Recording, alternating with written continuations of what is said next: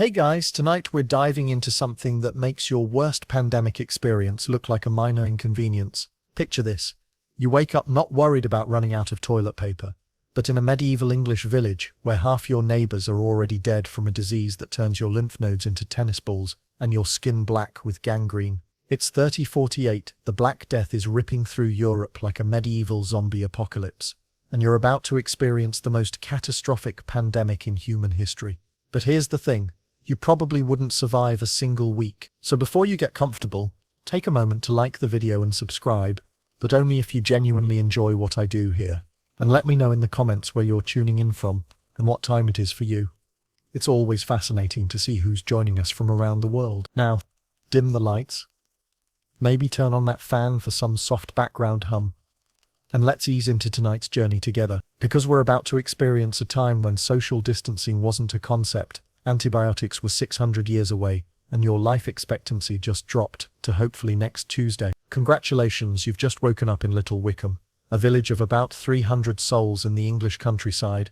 Those souls might be optimistic since a good chunk of them are about to meet their maker very soon. The year is 1348, and you're a peasant, which means you're basically medieval poverty with legs and a really bad attitude about your life circumstances. Your eyes crack open in what charitably could be called a house, but would more accurately be described as a wooden shed with delusions of grandeur. But here's where medieval living gets really fun. You're not waking up alone. You're sharing your single-room dwelling with your wife, your two young children, your elderly father who coughs like a broken accordion, 3 chickens, a pig, and whatever rats have decided your home looks like prime real estate. The bed you're lying on is a straw mattress that's seen better centuries, covered with a woolen blanket that feels like it was woven from the hide of a particularly disagreeable sheep. There's no pillow. That's a luxury for people who don't spend their days picking turnips and wondering if God has a personal vendetta against them.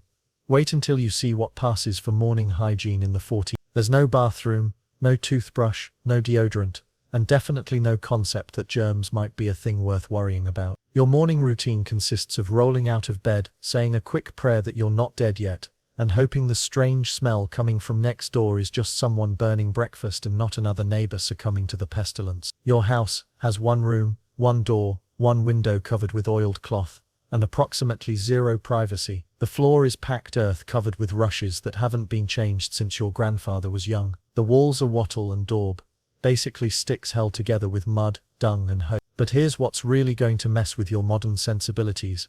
You share this space with livestock, because medieval people believed animal body heat would keep them warm, and also because there's literally nowhere else to put the animal. So you wake up to the sound of chickens discussing their breakfast plans while a pig judges your life choices from the corner. The smell is distinctive. It's a bouquet of unwashed bodies, animal waste, wood smoke, rotting thatch, and something that might be last week's dinner decomposing in the corner. Medieval people didn't have a concept of hygiene, as we understand it. They believed bathing too frequently would weaken your constitution and make you vulnerable to illness. Spoiler alert, this theory is about to be tested extensively. Time for breakfast, which, in medieval terms, means whatever we can find that hasn't gone moldy yet.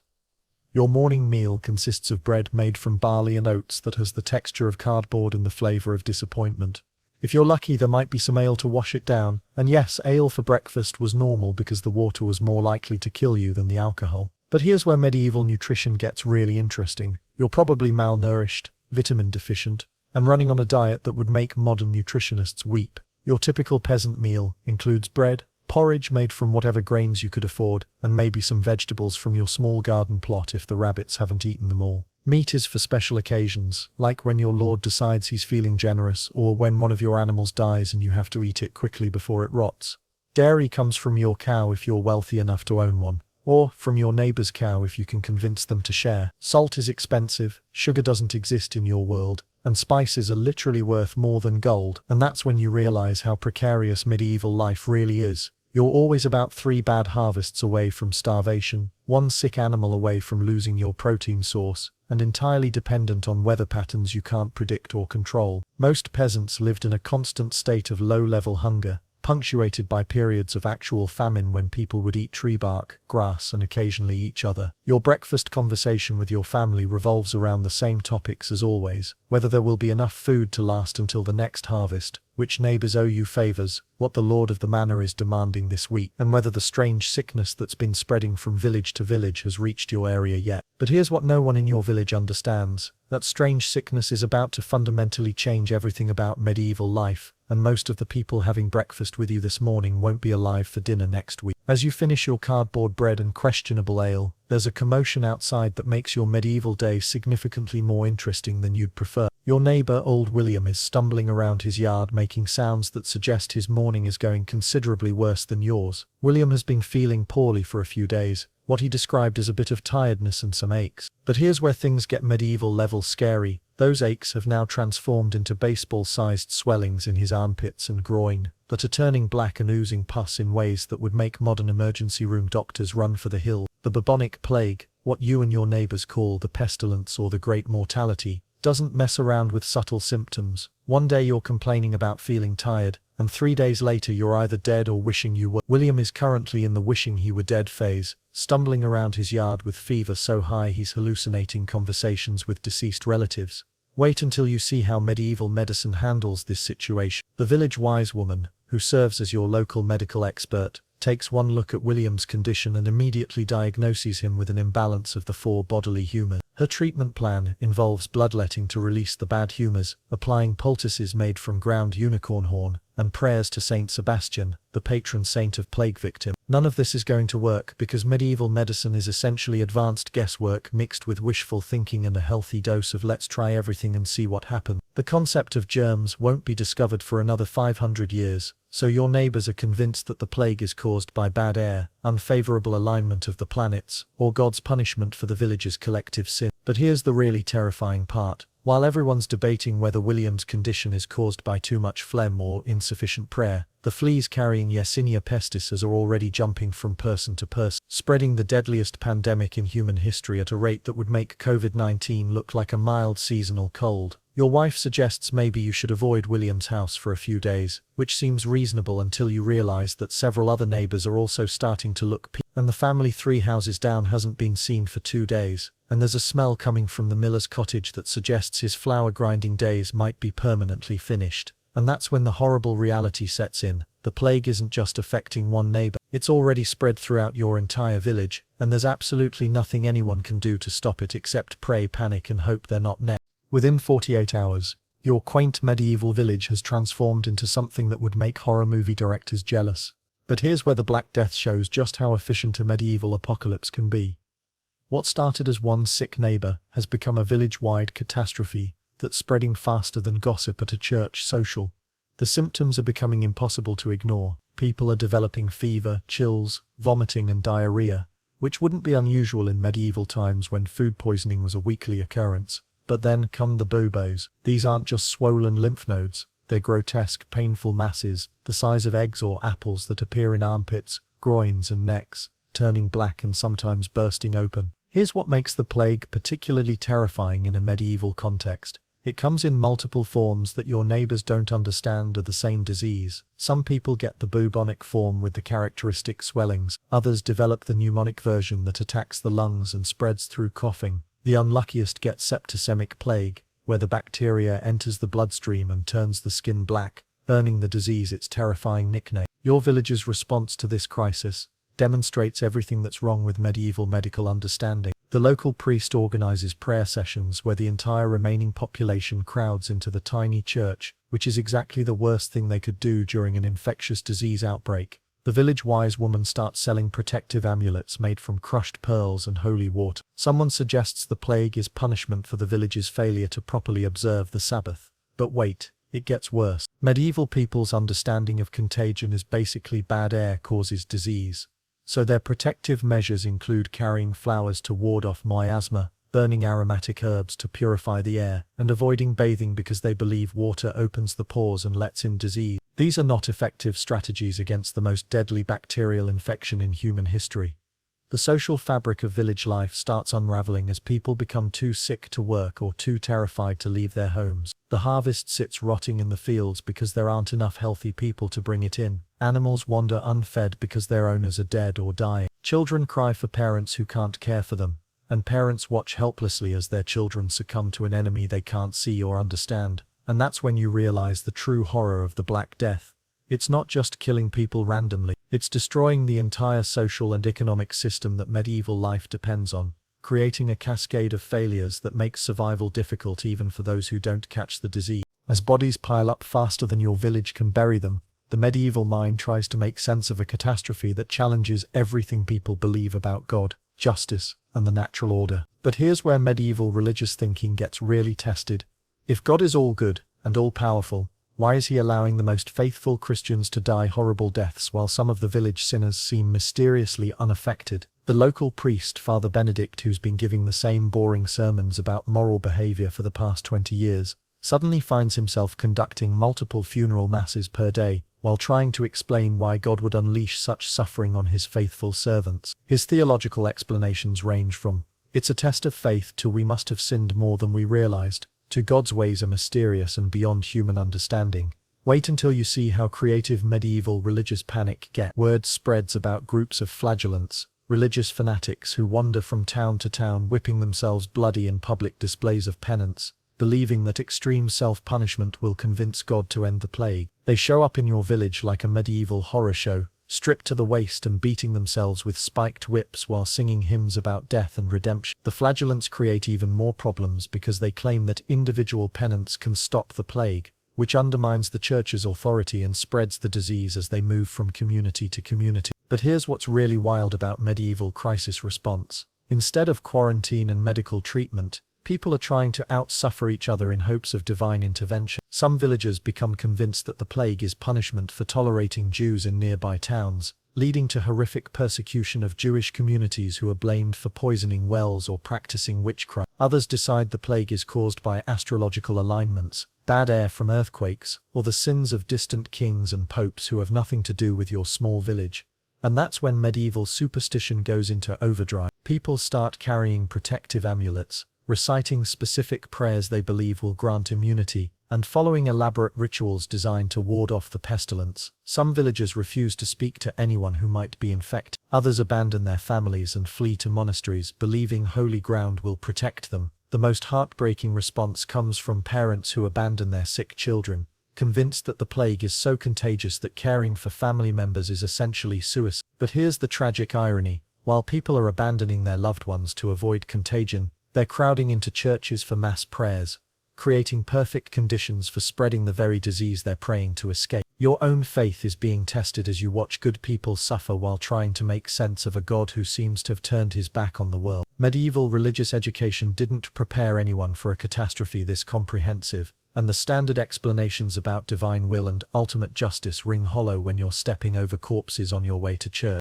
By the end of the first week of serious plague outbreak, your village has run out of coffins, professional gravediggers, consecrated burial space, and traditional funeral procedures, while simultaneously developing a thriving new economy based entirely on the increasingly complex logistics of disposing of human remains before they create additional public health problems. But here's where the Black Death reveals just how unprepared medieval society was for mass casualties. All the social customs, religious rituals, legal procedures, and practical systems for dealing with death completely break down when the number of corpses exceeds the community's processing capacity by several 100%. Normally, death in your village would be a significant community event involving extensive social and religious ceremonies that honored the deceased, comforted surviving family members, and reinforced community bonds through shared participation in grief, mourning, and spiritual observance. The body would be carefully washed and prepared by female relatives using traditional techniques passed down through generations, laid out in the home for viewing and prayers, given a proper funeral mass conducted by the village priest, and buried in consecrated ground with appropriate religious ceremony that ensured the deceased's soul received proper spiritual care.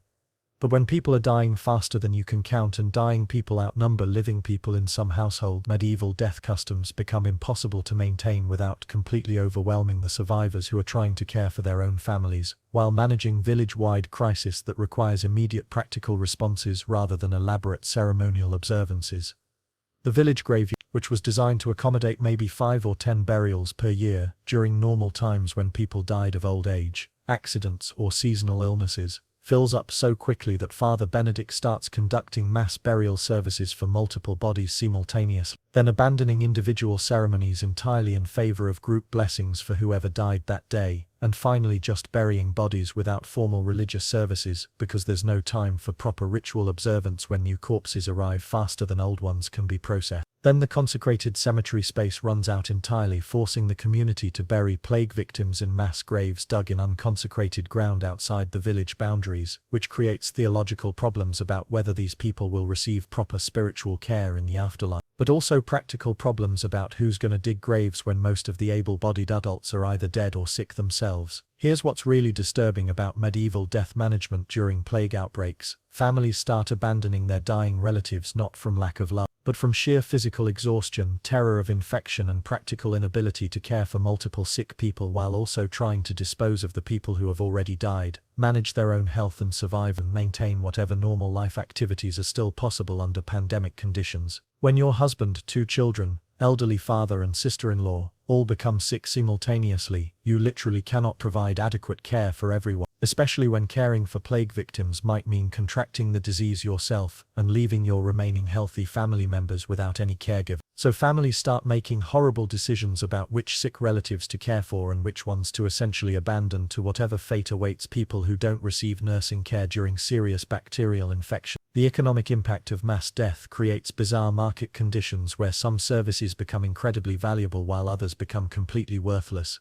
Gravediggers, if they can be found and convinced to work despite infection, can charge premium prices for their services, but there are fewer and fewer people alive who can afford to pay premium prices, and gravediggers keep dying of plague themselves, creating supply and demand imbalances that make economic planning impossible. Coffin making becomes a lucrative but extremely dangerous profession, as carpenters work with wood that might be contaminated with plague fleas while handling corpses that are definitely contaminated with plague bacteria. Some craftsmen adapt by making simpler burial containers that require less time and skill to construct, while others abandon coffin making entirely and focus on survival-related carpentry like building isolation shelters or repairing buildings damaged by neglect during the pandemic. But here's where medieval death logistics get really problematic. Animal deaths start accelerating as livestock succumb to neglect, contaminated food and water supplies, or secondary diseases that spread when normal animal care breaks down due to human mortality. Horses, cattle, pigs, chickens, and sheep start dying in numbers that compound the disposal problems while eliminating important sources of food, labor, and economic value that survivors need for their own continued existence. Dead animals create different disposal challenges than human corpses because they're larger, heavier, and can't be buried in consecrated ground that's reserved for human remains, but they decompose just as quickly and create just as many sanitation problems if left unmanaged. Some villages try to burn animal carcasses, but this requires large amounts of fuel that might be needed for other purposes, plus the technical knowledge to maintain fires hot enough to consume large carcasses completely, knowledge that might have died with people who understood animal disposal technique. Houses start standing empty with doors open and personal belongings slowly being claimed by surviving neighbors who need clothing, tools, food supplies, or household items more than they need to respect the property rights of people who are no longer alive to enforce those rights. But empty houses also become repositories for unclaimed corpses, people who died alone and weren't discovered immediately, or bodies that were moved out of occupied houses but couldn't be buried immediately due to backlog in grave digging or lack of available burial space. The smell becomes a major quality of life issue as decomposing bodies, rotting food, accumulated waste, and general sanitation breakdown create an olfactory environment that would be recognizable to modern people as a humanitarian crisis requiring immediate outside intervention. But there's no outside intervention available because neighboring communities are dealing with identical problems and don't have spare resources to help villages that can't help themselves. And that's when you realize the psychological impact of living in a community where death management has become the primary economic activity.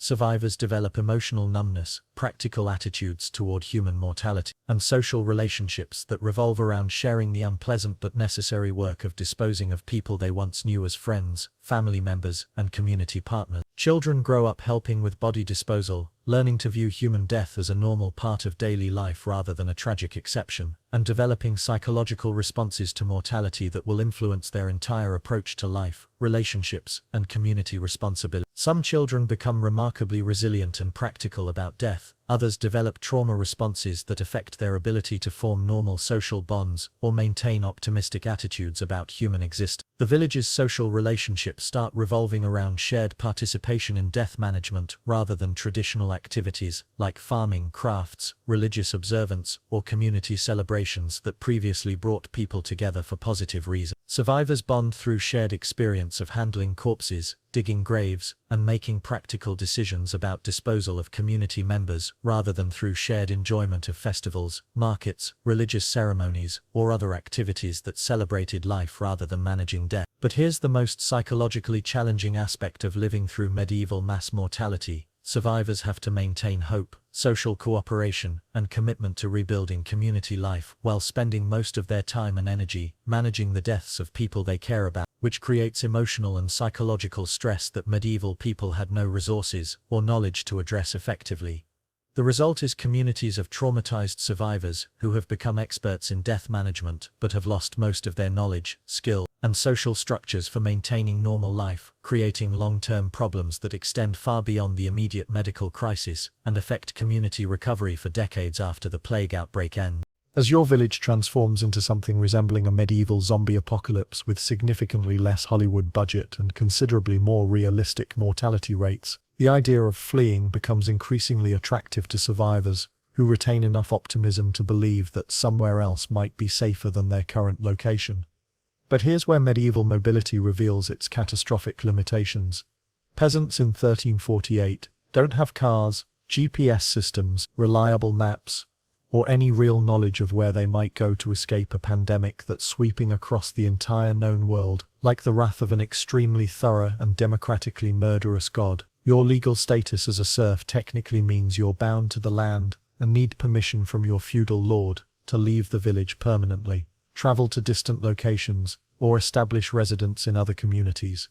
But since your lord died 3 days ago, his steward fled to London in panic and the entire feudal administrative system has temporarily collapsed. The legal restrictions that normally control peasant movement have become as meaningless as a medieval insurance policy, theoretically important, but practically useless when everyone involved is dead. This should be liberating, except for the minor detail that there's nowhere safe to run, and no reliable information about which directions might lead to communities that are handling the plague better than your own village, which is currently losing population faster than a reality TV show eliminates contestants, but with considerably more permanent consequences and significantly less entertainment value. Some of your surviving neighbors decide to flee to larger towns and cities, operating under the medieval logic that urban areas have better medical care, more resources to handle crisis situations, more sophisticated authorities who might know how to stop the plague, and larger populations that could provide mutual support during difficult times. This is catastrophically wrong thinking. Cities are actually plague death traps where the disease spreads even faster through crowded, unsanitary conditions that make village life look like a sterile medical facility by comparison. Medieval urban sanitation makes your village's hygiene standards look positively modern. Cities dump human waste directly into streets or rivers, pack people into cramped housing with no ventilation, maintain markets where rotting food attracts rats that carry plague fleas, and create living conditions that would make bacteria throw celebration parties if they were capable of conscious planning. But desperate people don't always make rational decisions, especially when they're operating with medical knowledge that wouldn't qualify someone to treat a sick goldfish in the modern world. Wait until you see how medieval travel works when civilization is collapsing, and traditional support systems for travelers have broken down or been abandoned by people who are dead or fleeing their own regional disasters. There are no hotels with clean bedding and room service, no restaurants with reliable food safety standards,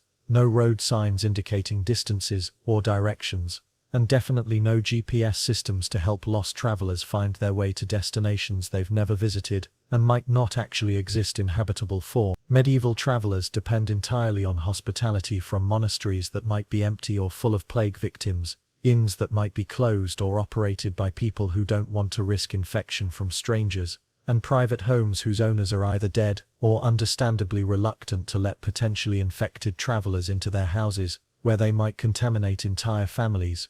The road infrastructure itself is barely adequate under normal circumstances, Medieval highways are often just dirt tracks that become muddy swamps during rain, rocky obstacle courses during dry weather, and generally unpleasant hiking experiences that require considerable physical fitness, outdoor survival skills, and the kind of optimistic attitude that modern people associate with extreme sports enthusiasts rather than desperate plague refugees. You and your remaining family members pack what you can carry in bundles, baskets or carts, some food that might last a few days, basic tools that might be useful for survival or trade, extra clothing for weather protection, and whatever valuables might be useful for purchasing food, shelter, or assistance from strangers who have no particular reason to help people they don't know during a pandemic crisis. But here's the medieval catch-22 that makes fleeing both necessary and futile. The act of traveling during a plague outbreak actually spreads the disease faster, as infected people carry bacterial infections to previously unaffected areas, while healthy travelers risk exposure to new strains of plague in every community they visit seeking shelter, food, or assistance. The roads become chaotic streams of refugees,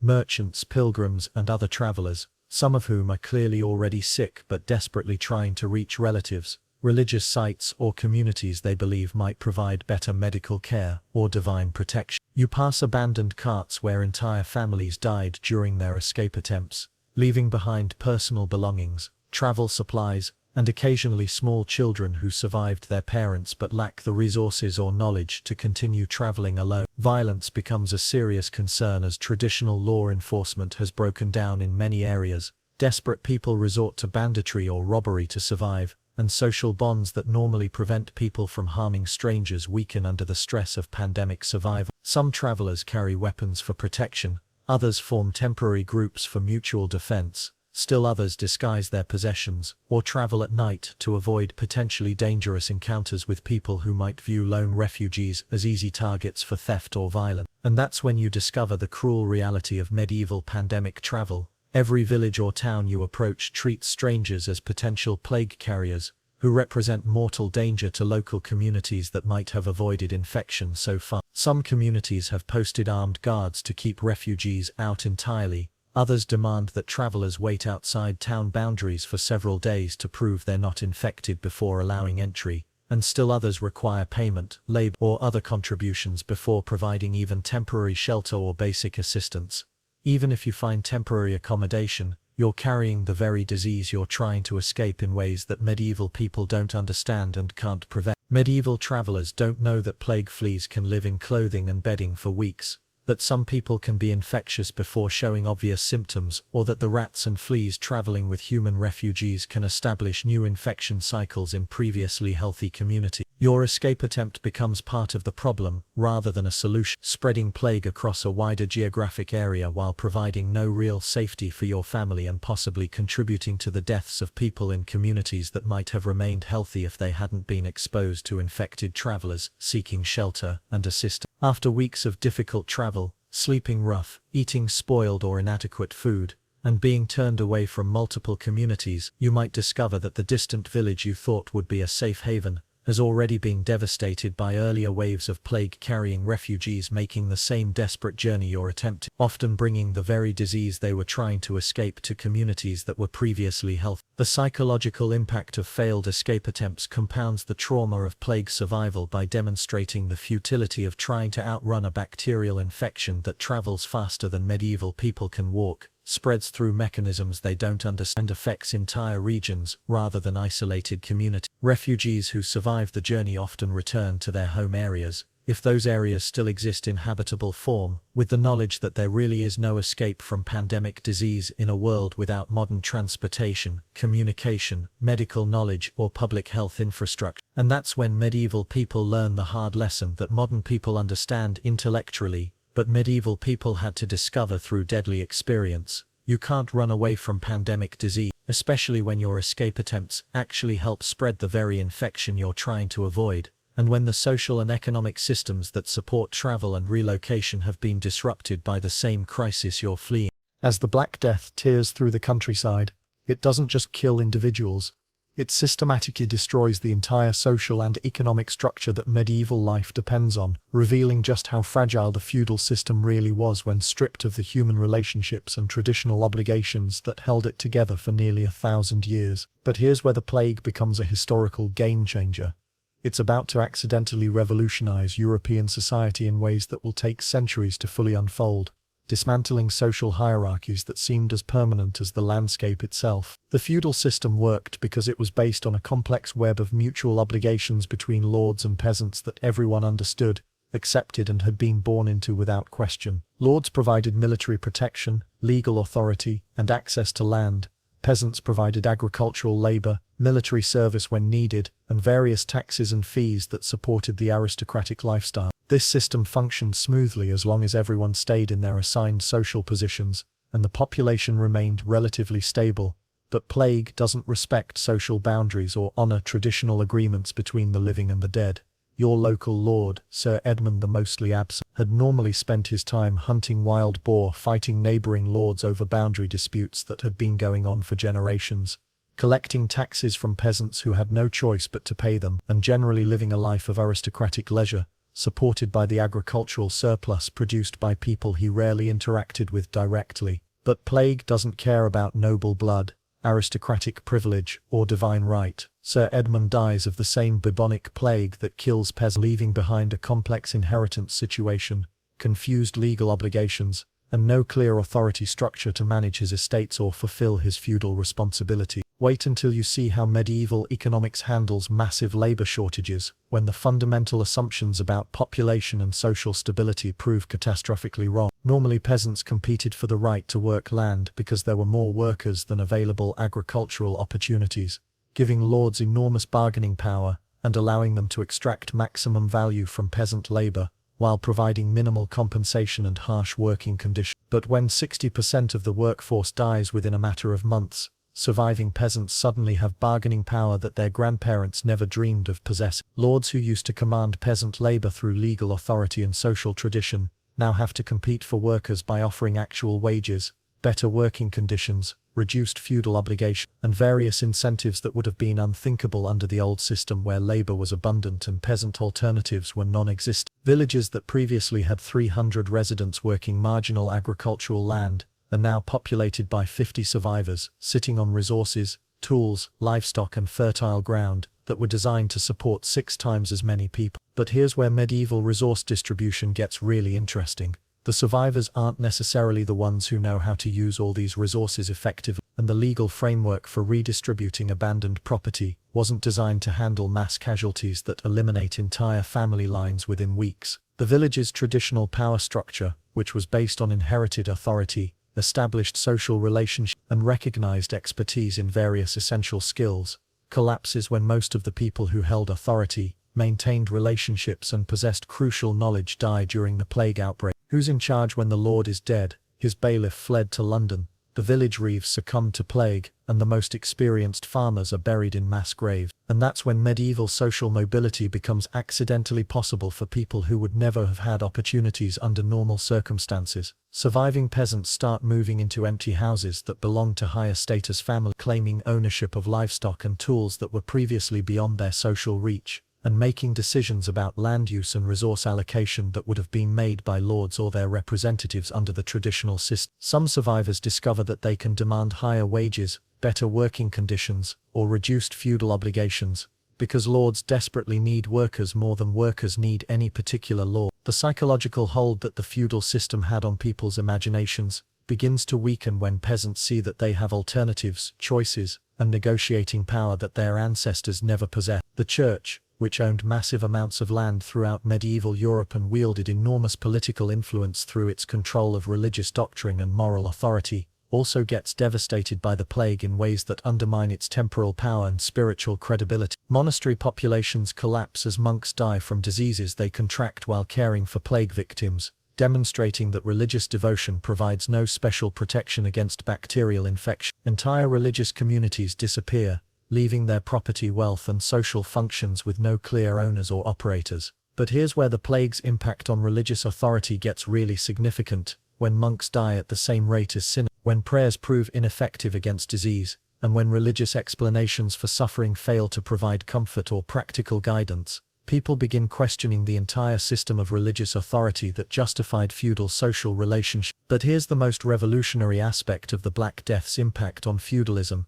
It breaks the psychological assumptions that made the system seem natural, inevitable, and divinely ordained. When peasants see that lords die just as easily as common, when social hierarchies collapse overnight, when traditional authorities flee or perish, and when survival depends more on luck than virtue or social status, it becomes harder to believe that the feudal system represents God's will or natural order. The complex legal relationships that defined feudal obligations, who owed what services to whom, under what circumstances, and according to which traditional agreements become impossible to maintain when most of the people involved in these relationships are dead. Medieval legal systems were designed to handle occasional individual deaths and inheritance disputes, not mass casualties that eliminate the majority of participants in legal relationships. Some surviving peasants decide they're not going back to the old arrangements that bound them to particular lords and limited their freedom of movement, economic opportunity, and social advancement. They demand payment for work that was previously performed as feudal obligation, refuse to accept that their children are automatically bound to the same servitude that defined their own lives,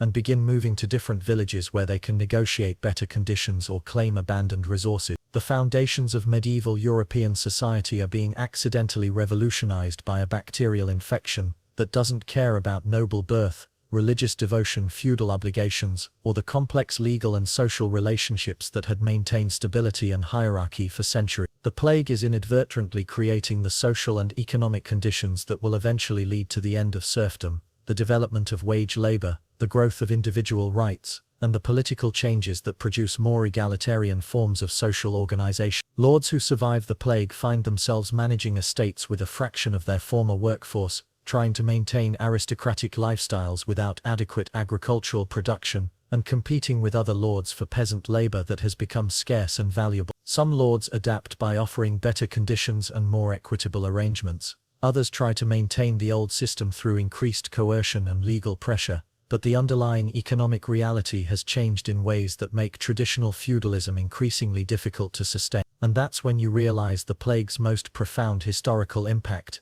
It's not just killing people or disrupting economic relationships, it's accidentally destroying the social and psychological foundations that supported medieval hierarchy and creating the preconditions for more democratic, egalitarian, and economically flexible forms of social organization that will eventually reshape European civilization and influence political development throughout the world. Surviving the plague turns out to be only the first challenge. Now you have to figure out how to maintain medieval civilization with a fraction of the knowledge, skills, and workforce that kept it running for centuries. But here's where the Black Death creates problems that make the disease itself look simple. You're inheriting a complex agricultural and craft system that depended on specialized knowledge that died with the experts, leaving survivors to essentially reinvent farming through trial and error. Medieval farming wasn't just about throwing seeds in the ground and hoping God would make them grow. It required understanding of crop rotation cycles that took years to plan, soil management techniques passed down through generations, animal husbandry knowledge that kept livestock healthy and productive, weather pattern recognition that determined planting and harvesting times, and dozens of specialized techniques that were accumulated through centuries of agricultural experience. But when the experienced farmers die and are replaced by plague survivors with limited agricultural background, medieval food production faces an expertise crisis that threatens the survival of entire communities. Your village's agricultural system was based on the sophisticated three-field system that maximized productivity while maintaining soil fertility through carefully managed crop rotation. One field would be planted with winter wheat in autumn, another with spring crops like barley or oats, and the third left fallow to recover its nutrients. This system required coordination between multiple families, shared decision-making about crop selection, and collective management of communal grazing areas where animals fertilized the fallow fields. But here's the problem that's about to starve everyone. Surviving villagers represent only a fraction of the traditional farming community, and they don't necessarily include the people who held crucial agricultural knowledge. The village reeve, who coordinated planting schedules and managed communal resources, died in the first week of the plague. The master farmer who understood soil conditions and crop selection succumbed along with most of his family. The stockmaster who managed breeding cycles and animal health is buried in the mass grave behind the church. And that's when you discover how many specialized skills medieval life actually required, each one representing generations of accumulated knowledge that could disappear overnight. The village blacksmith didn't just shoe horses, he manufactured and repaired all the metal tools that farming depended on: plows that broke ground for planting, scythes that cut grain at harvest time, harrows that prepared soil for seeding, and dozens of specialized implements for specific agricultural tasks. When the blacksmith dies, surviving farmers are left with plows, scythes, and harrows that will break down without professional maintenance, and no one knows how to fix them or make new ones. Here's what makes this particularly catastrophic. Medieval farming tools were expensive, durable implements designed to last for decades with proper care. A good plow represented several years' worth of peasant income, and losing it to breakage could mean the difference between a successful harvest and starvation. The village miller controlled grain processing technology that turned harvested crops into edible food through complex mechanical systems that required specialized knowledge to operate and maintain. Medieval mills were sophisticated pieces of engineering, with carefully balanced grinding stones, precise water flow management, and gear systems that had to be adjusted for different types of grain and varying water conditions. But when the miller dies and his mill falls into disrepair, survivors face the prospect of harvesting grain they can't process into flour,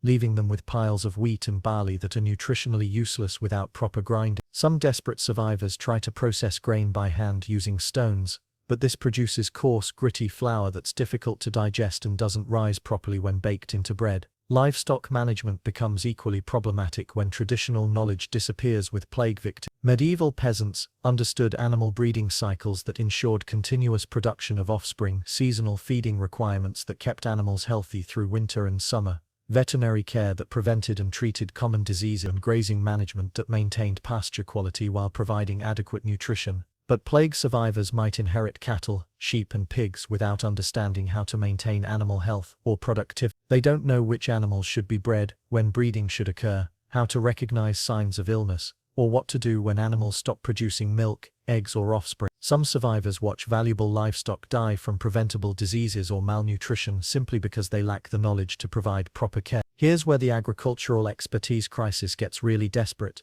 Food preservation techniques that enabled medieval people to survive winters become critical knowledge that may have died with the Smoking meat required understanding of proper wood selection, temperature control, and timing that prevented spoilage while creating edible preserved protein. Preserving vegetables through salting, drying, or storage in root cellars demanded knowledge of which techniques worked for which foods, optimal storage conditions, and timing that maximized food security through lean months. Brewing ale, which provided both nutrition and safe liquid consumption, required specialized knowledge about fermentation, ingredient selection, and quality control that ensured drinkable results. When the village brewster dies, survivors face the prospect of drinking potentially contaminated water or trying to learn brewing through dangerous experimentation. But here's what makes the post-plague survival situation particularly challenging. You're not just rebuilding a village. You're trying to maintain a complex pre-industrial civilization with inadequate knowledge and insufficient workforce, while dealing with psychological trauma from watching most of your community die in a matter of weeks. The seasonal timing that governed all agricultural activities becomes problematic when survivors don't understand the complex calendar of medieval farming. Different crops had to be planted at specific times relative to weather patterns, soil conditions, and lunar cycles that experienced farmers understood intuitively. Harvest timing was equally critical. Too early and crops wouldn't be mature, too late and weather could destroy entire fields of food. And that's when survivors discover that medieval agriculture was essentially a collective intelligence system.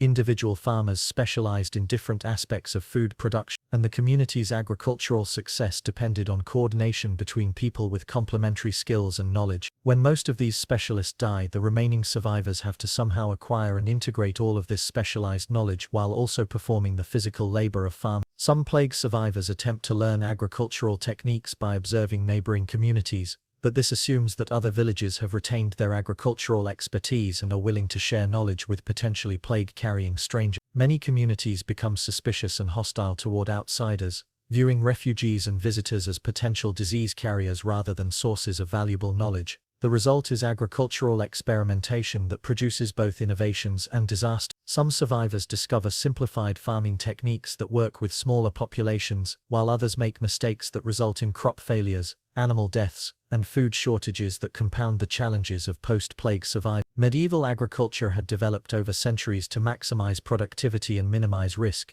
but survivors are essentially starting over with trial and error methods that would have been considered recklessly dangerous under normal circumstances.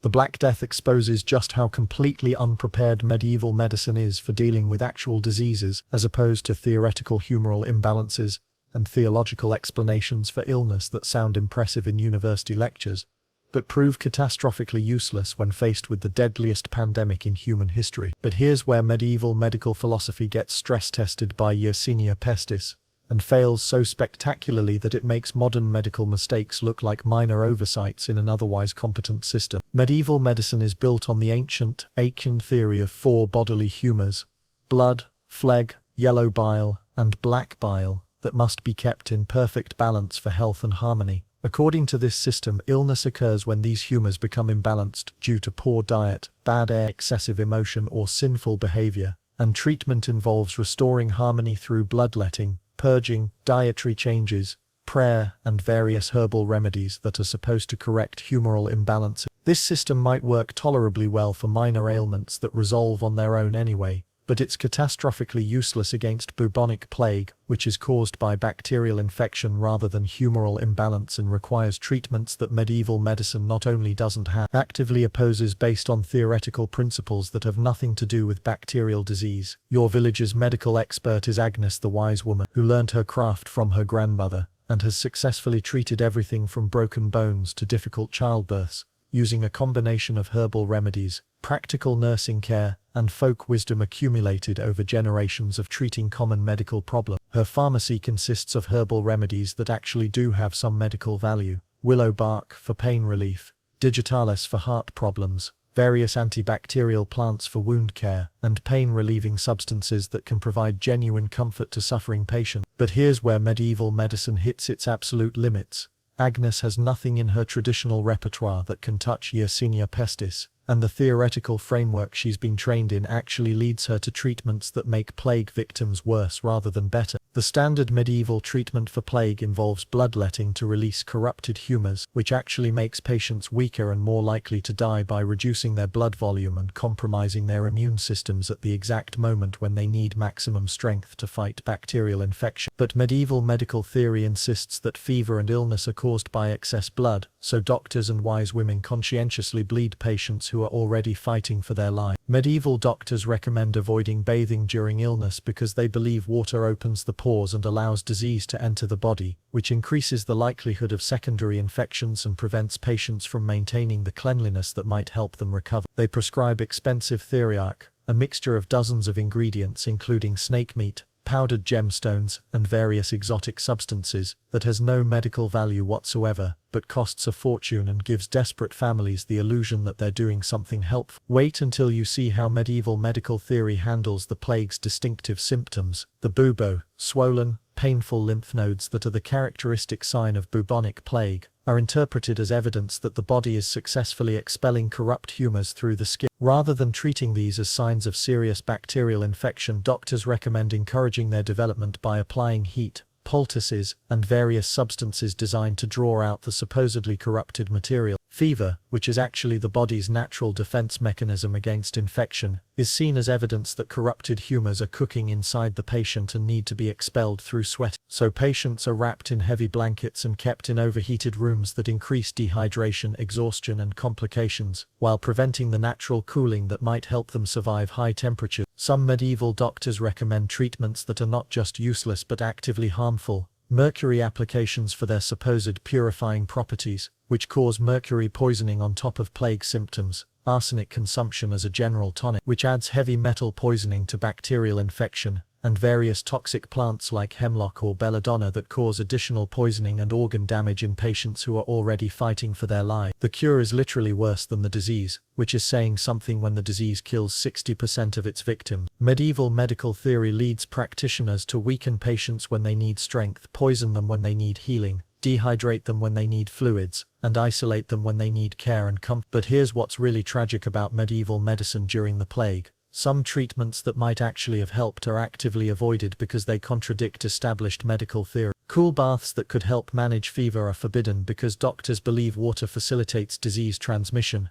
Clean, nutritious food that could support patient recovery is replaced by fasting and purging that weaken already compromised immune system. Rest and comfort, which might help patients conserve energy for fighting infection, are discouraged in favor of active treatments that exhaust sick people. The psychological impact of medical failure compounds the plague's physical devastation in ways that create lasting trauma for survivors. When trusted remedies don't work, when learned doctors die at the same rate as ignorant peasants, when prayer and medical treatment prove equally useless against bacterial infection, people lose faith in the entire system of knowledge that medieval society is built on. And that's when desperate people start trying increasingly extreme remedies that range from the merely useless to the actively dangerous. Some villages resort to folk magic, witchcraft, and ancient pagan remedies that the church normally forbids, not because these work any better than official medicine, but because people are willing to try anything when conventional treatments fail completely. Others embrace radical religious practices like self-flagellation, believing that extreme physical penance will convince God to end the plague. Groups of flagellants wander from town to town, whipping themselves bloody in public displays that spread both religious hysteria and bacterial infection, while providing no medical benefit whatsoever to plague victims. Here's where medieval medical theory creates additional problems.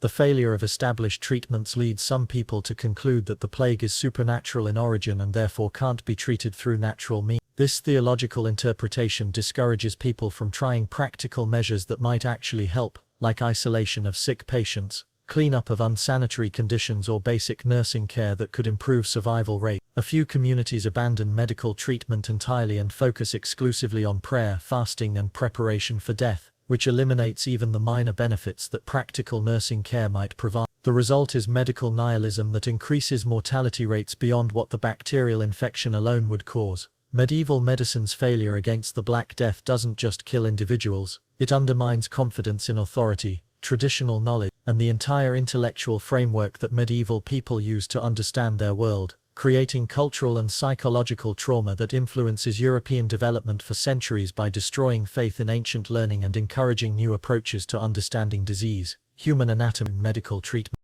The Black Death doesn't just kill people.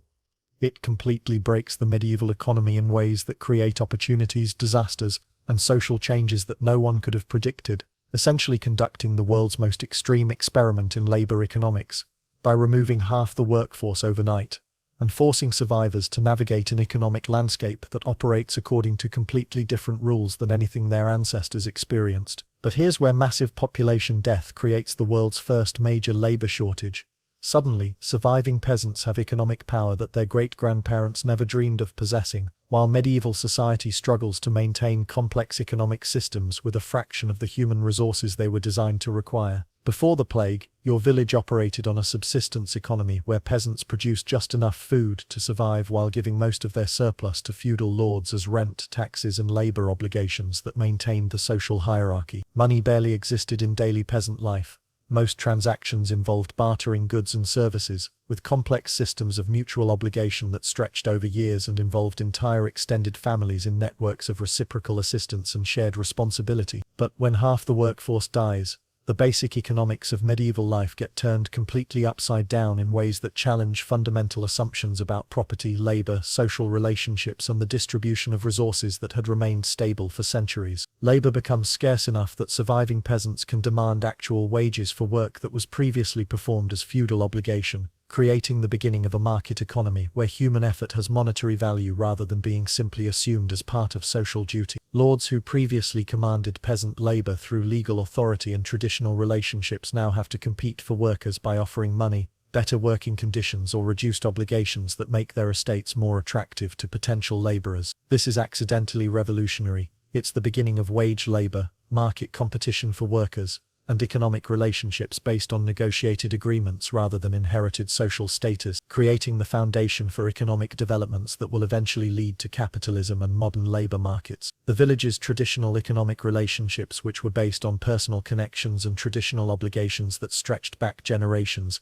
collapse when most of the people involved die within a matter of weeks. But here's where medieval inheritance law creates additional chaos. Who owns the blacksmith's tools when the blacksmith, his wife, his children, and his apprentices are all dead? What happens to debts owed to people who no longer exist? How do you maintain communal property when there's no community left to maintain it? Medieval legal systems were designed to handle occasional individual deaths, not mass casualties that eliminate entire family lines within days. Normally, property passes from parents to children in carefully regulated systems that preserve family holdings across generations while maintaining community stability. But when entire families die simultaneously, legal ownership becomes unclear for huge amounts of land, livestock, tools, and personal property that survivors need for their own survival but have no clear legal right to claim. Some survivors simply claim abandoned property based on proximity, immediate need, or the practical argument that empty resources are useless while living people need them to survive. Others try to trace legal inheritance through distant relatives who may or may not still be alive and may or may not have any interest in claiming medieval farm equipment or village real estate. Still others argue that community property should be redistributed among surviving villagers according to need rather than traditional inheritance law. But there's no legal framework for handling inheritance when the majority of property owners die within a few weeks, creating disputes, confusion, and uncertainty that compound the practical challenges of post-plague survival while undermining traditional assumptions about property ownership and legal authority. Money starts appearing in peasant transactions for the first time in generations as lords who desperately need workers begin paying wages in actual silver coins rather than just providing land use rights, food allowances, and protection services. Surviving craftsmen can charge premium prices for their services because there's no competition and desperate demand for everything from tool repair to food processing to building maintenance. But here's the economic paradox that confuses everyone. There are fewer people to buy goods and services, so some prices rise dramatically while others collapse completely, creating bizarre market conditions that no one understands or knows how to navigate. Food production drops dramatically due to labor shortages and agricultural disruption, but food consumption also decreases because there are fewer people to feed, creating situations where some agricultural products become extremely valuable while others rot in abandoned fields because there's no one to harvest, process, or consume them. Livestock wander unclaimed while their potential owners are dead, creating temporary gluts of meat followed by periods when no one knows how to manage breeding cycles for future production, leading to feast or famine cycles that make economic planning impossible. Medieval craft specialization, which allowed communities to support full-time blacksmiths, millers, weavers, and other specialists who traded their skills for food and other necessities,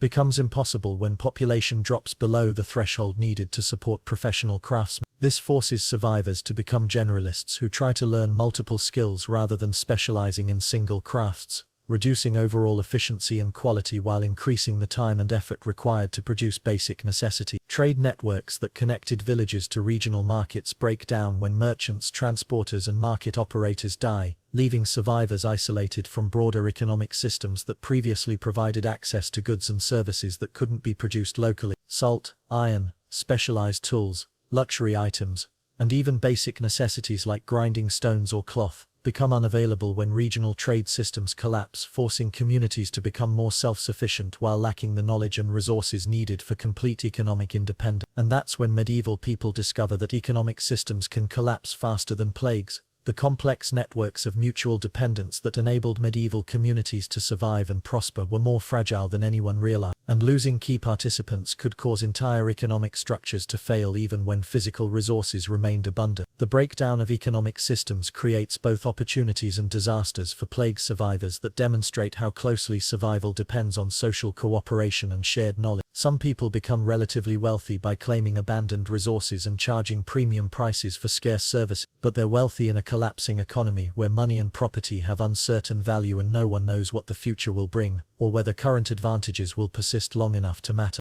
As your plague-devastated village settles into its new reality, you're witnessing the end of the medieval world and the beginning of something that won't have a name for several centuries. Watching the slow collapse of social, economic, and cultural systems that had defined European civilization for almost 1,000 years, and seemed as permanent as the seasons themselves. But here's what makes the Black Death historically pivotal. It's not just killing people, it's accidentally destroying the entire framework of assumption relationships and institutions that medieval society was built on, creating psychological and cultural changes that will reshape European civilization in ways that no one could have anticipated. The few dozen survivors in your village are sitting on the ruins of a way of life that assumed stable populations, traditional social hierarchies, economic relationships based on mutual obligation rather than monetary exchange, and religious explanations for natural events that provided psychological comfort and social cohesion through shared belief systems that everyone understood and accepted. But when most of the population dies, all of these assumptions become obsolete practically overnight, forcing survivors to question everything they thought they knew about how the world works and why things happen the way they do. Your neighbors who survived the plague aren't the same people they were 6 months ago, not just because they've experienced trauma, but because they're living in a completely different social and economic reality that requires them to think about themselves, their relationship, and their possibilities in ways that would have been unimaginable before the plague disrupted everything familiar and predictable about their lives. Peasants who never owned property are now managing multiple households and making decisions about land use, livestock management, and resource allocation that were previously made by lords, bailiffs, or community leaders who died during the plague. People who never handled money are negotiating wage contracts, calculating costs and benefits, and making economic choices that require mathematical and planning skills they never needed to develop under the old system. Wait until you realize how profoundly the plague changes medieval psychology in ways that will influence European culture for centuries. The old explanations for why some people were rich and others poor, why social hierarchies existed, why certain families held power while others served, why suffering occurred, and how justice operated in the world. All of these explanations crumble when death proves to be completely democratic and survival turns out to be largely random rather than related to virtue, social status, or divine favor. If God really did support the feudal system, why did he allow it to collapse through bacterial infection that didn't discriminate between righteous and sinful people? If noble blood really was superior to peasant blood, why did aristocrats die at the same rate as commoners when exposed to the same disease? If the church really had special divine protection and moral authority, why did monks and priests succumb to plague just like everyone else? And why didn't their prayers and religious ceremonies provide any protection against bacterial infection? These aren't just theological questions, they're fundamental challenges to the entire intellectual framework that medieval society used to justify its existence and explain why the world was organized the way it was, creating psychological crisis that goes far beyond individual grief and affects how people think about authority, social organization, and the nature of reality itself.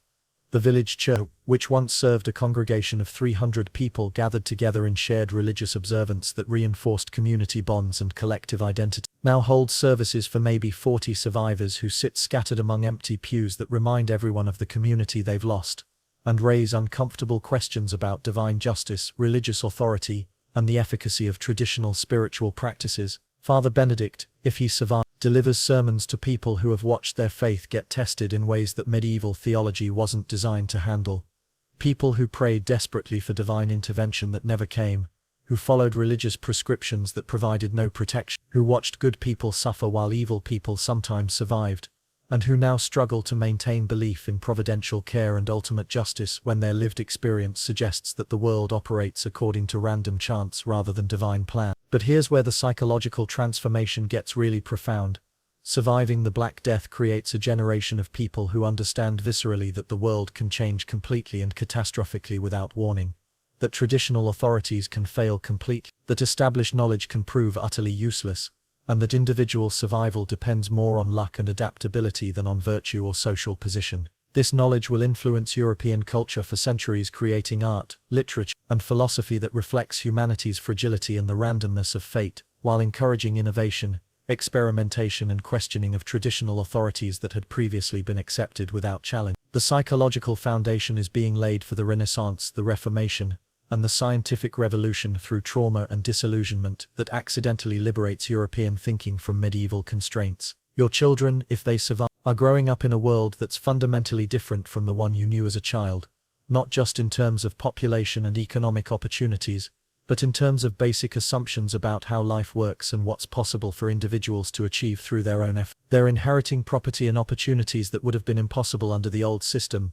but they're also inheriting trauma, uncertainty, and the knowledge that catastrophe can destroy everything familiar and stable without warning or explanation. And that's when you understand what you've actually experienced, not just a disease outbreak or even a social disruption, but a historical pivot point that divides the medieval world from the beginning of the modern era, the end of one entire way of understanding human existence and the beginning of psychological and cultural changes that will eventually produce the Renaissance, the Reformation, the scientific revolution, and the political developments that create modern democracy. The empty houses around you aren't just evidence of individual tragedies.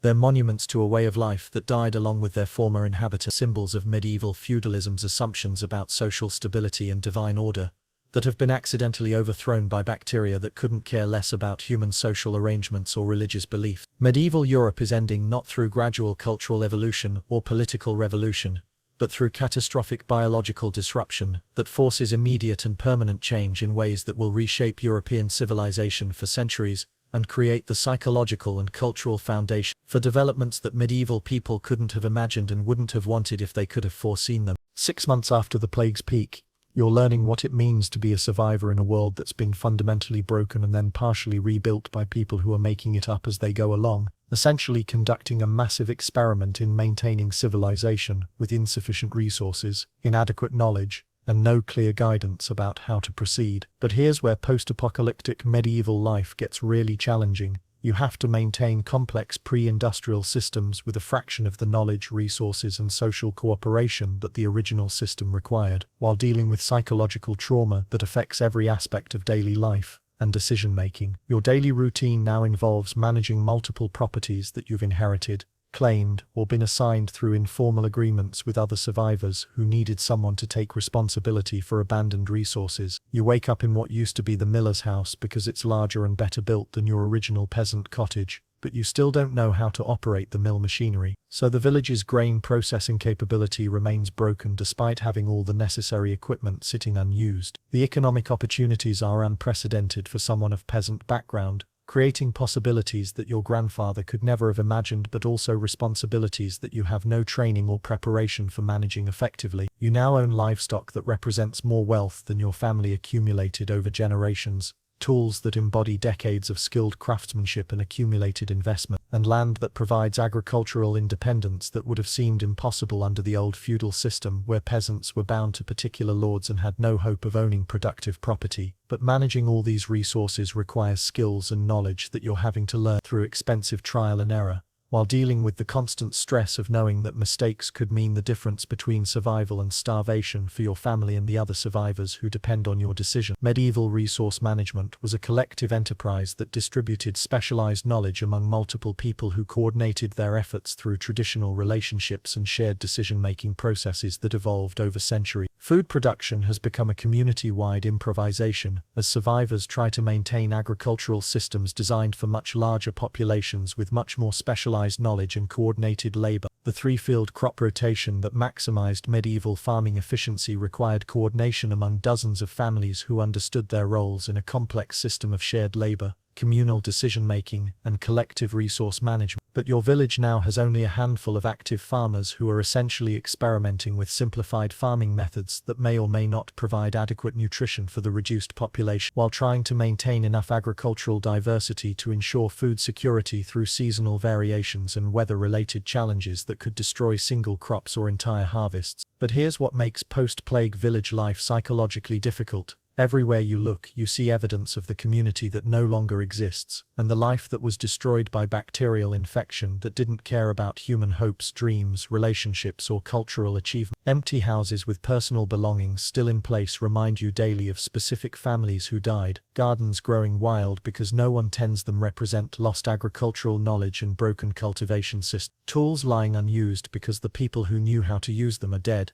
symbolize the fragility of human knowledge and the ease with which specialized skills can disappear forever. The social relationships that once defined village life have been completely disrupted in ways that force survivors to form new types of connections based on practical necessity rather than traditional family networks, friendship groups, and community hierarchies that developed over generations. Survivors are forming new social arrangements. People work together because they need each other's complementary skills, not because their families have cooperated for decades or because social custom dictates particular relationships. These new relationships are both more flexible and more fragile than traditional medieval social bonds. People can choose their associates based on compatibility and mutual benefit rather than being locked into inherited social positions, but they also lack the deep roots and mutual obligations that made traditional relationships stable and predictable through difficult periods. Your children are growing up with freedoms and opportunities that you never had, but also with isolation and uncertainty that you never experienced during your own childhood when the village was full of playmates, extended family members, and community activities that provided social stimulation and cultural education. They play in empty houses, explore abandoned farms, and ask questions about the community that existed before they could remember it, trying to understand a world that their parents describe but that they can't experience direct. They're essentially growing up as pioneers in a landscape that looks familiar but operates according to completely different rules, learning skills and developing perspectives that will prepare them for a world that's still taking shape rather than inheriting stable traditions and established social roles that previous generations could assume would remain constant throughout their lives. The village's knowledge base, the accumulated wisdom about farming, crafts, medicine, food preservation, weather prediction, animal care, and daily life management that was passed down through generations of community members, has massive gaps where crucial expertise died with plague victims, leaving survivors to rediscover techniques, reinvent solutions, and learn skills that the community once took for granted. And that's when you realize the true challenge of post-plague survival. It's not just about staying alive, it's about rebuilding civilization, with insufficient knowledge and inadequate population, while dealing with the psychological trauma of having lost most of the people and systems that once made life meaningful, secure, and socially connected. You're not just recovering from a disease, you're essentially starting over as a society, creating new ways of living that will eventually become the foundation for the post-medieval world. As the first anniversary of the plague's arrival approaches, you're living in what historians will eventually call the beginning of the late medieval period, though you just call it life after everyone died. But you're actually witnessing something far more significant than you realize: the accidental birth of the modern world, created not by philosophers, kings, or religious leaders, but by bacteria that randomly killed enough people to break medieval civilization and force survivors to build something completely new. But here's what you're witnessing without knowing it: the transformation that will eventually produce the Renaissance, the Reformation, the scientific revolution, and the social changes that create modern European civilization. The changes aren't just about population numbers or economic arrangements. They represent fundamental shifts in how people think about society, authority, individual rights, human potential, and the relationship between traditional knowledge and practical experience that will influence European development for centuries. Surviving the Black Death has created a generation of Europeans who have seen that the world can change completely, that traditional authorities can fail catastrophically, that established knowledge can prove utterly useless, and that individuals can rise above the circumstances they were born into through adaptability, innovation, and sheer survival instinct. Your village's survivors have developed skills, claimed property, formed relationships, and made decisions that would have been impossible under the old feudal system, where social mobility was nearly non-existent and individual choice was severely limited by inherited social status. Some former peasants are now landowners, who make independent decisions about crop selection, livestock management, and resource allocation. Some survivors have learned crafts that provide economic independence from traditional feudal obligations and lord-peasant relationships. Most importantly, people have seen that social arrangements aren't divinely ordained or naturally inevitable. They're human creations that can be changed when circumstances require different approaches. But here's where the psychological transformation becomes historically significant. The plague hasn't just killed people, it's killed the assumption that social change is impossible, undesirable, or contrary to divine will. When people have lived through the collapse of everything familiar, they become less afraid of innovation, experimentation, and challenging traditional ways of doing things, because they've already experienced the most extreme change possible and survived it. The labor shortages that the plague created are forcing technological innovation as survivors look for ways to accomplish necessary work with fewer people and less specialized knowledge than previous generations possessed. Some communities are experimenting with new farming techniques that increase productivity per worker, improved tools that make individual workers more efficient, and production methods that require less specialized knowledge while maintaining adequate quality and output. The foundation is being laid for the agricultural and technological adjustments to increased food production, population growth, urbanization, and the economic development that makes the Renaissance possible by creating surplus wealth that can support art, literature, science, and cultural innovation, rather than just subsistence survival. Religious attitudes are also changing in ways that will have profound long-term consequences for European intellectual and cultural development. People who have seen that prayers don't stop praying, that holy people die at the same rate as sinners, that divine justice doesn't seem to operate according to human expectation, and that religious authorities have no special protection against natural disasters, are developing more complex and questioning relationships with traditional religious authority that will eventually contribute to the reformation and the development of individual religious conscience. And that's when you understand what you've actually survived, not just a disease outbreak or even a social disruption, but a historical pivot point that divides medieval civilization from the beginning of the modern world, the end of the Middle Ages, not through gradual cultural evolution, but through catastrophic social disruption that forces immediate and permanent change in human consciousness and social organization. Your children will grow up in a world where social mobility is possible and expected rather than rare and discouraged, where individual effort can lead to prosperity and independence rather than just survival, where traditional authorities have to compete for loyalty rather than commanding it automatically, and where change is seen as normal and potentially beneficial rather than dangerous. And contrary to divine will, they're inheriting the psychological foundation that will eventually produce the Renaissance celebration of human potential, the Reformation emphasis on individual religious responsibility, the scientific revolution's commitment to empirical observation over traditional authority, and the political changes that create modern democracy and individual rights. The empty houses in your village aren't just monuments to the dead, they're symbols of the end of medieval feudalism and the beginning of social, economic and cultural developments that will transform European civilization over the next several centuries, creating the foundation for human achievements that medieval people couldn't have imagined and wouldn't have understood if they could have foreseen them. But here's the most remarkable aspect of what you've experienced.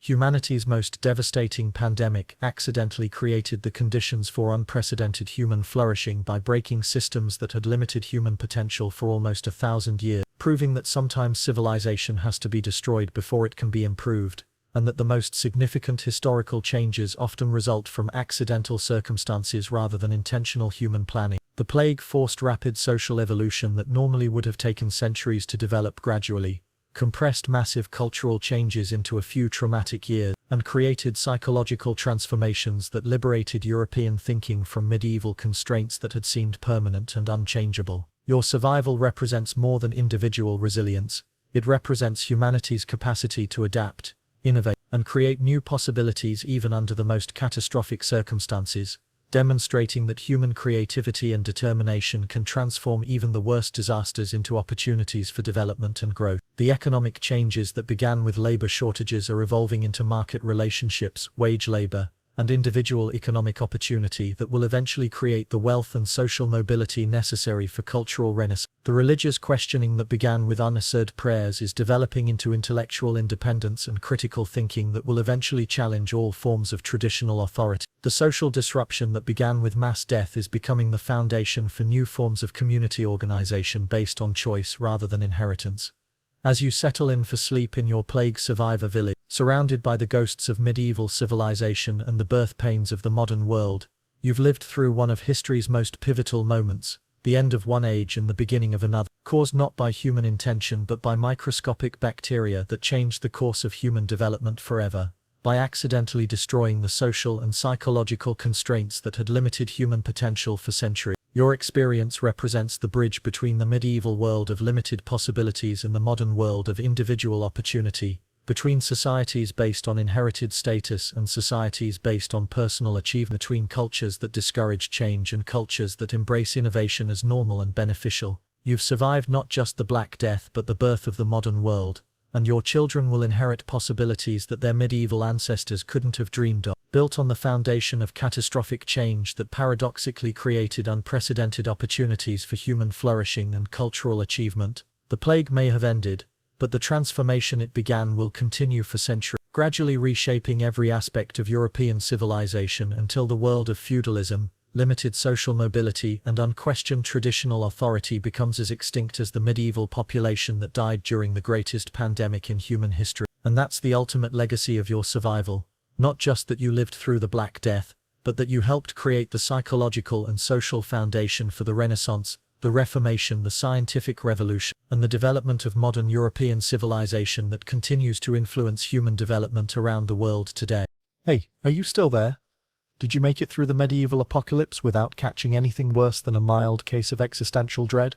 If you survived this journey back to 1348, and by survived I mean you stuck around to learn about medieval hygiene, feudal economics, and the fascinating ways that massive death can accidentally improve civilization, then you're definitely the kind of person who should subscribe, because apparently you're fascinated by historical periods where breakfast was ale and bread, medical treatment involved bloodletting and prayer, and the most devastating pandemic in human history accidentally ended the Middle Ages and kick-started the modern world. Thanks for spending your evening with me in Plague-era Europe, where the life expectancy was hopefully next week.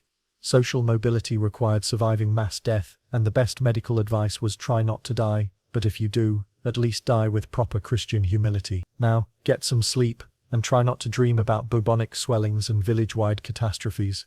That's the kind of nightmare that even medieval people would find disturbing, and they lived through the actual thing. Good night. P.S. If you wake up tomorrow feeling grateful for modern medicine, indoor plumbing, and the germ theory of disease, that's exactly the right response to learning about medieval pandemic survival. You're welcome for the perspective adjustment.